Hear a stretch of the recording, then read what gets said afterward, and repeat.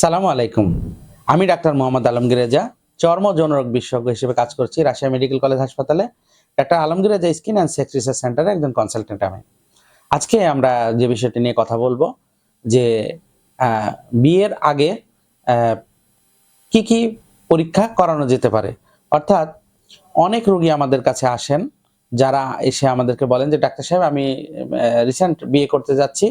তো আমার তো ধারণা যে আমার বোধহয় কোনো সমস্যা আছে কিনা বা আগেই আমি একটু এটার পরীক্ষা-নিরীক্ষা করে নিতে চাই।" তো আমরা সাধারণত তাদেরকে নিরুৎসাহিত করি। বলি যে, "না, একটা আপনার যদি আগে থেকে ইয়া না হয়, আপনি কেন এটাকে করতে যাচ্ছেন?" স্বাভাবিক বিষয়গুলো যেমন মর্নিং ইরেকশন আছে কিনা?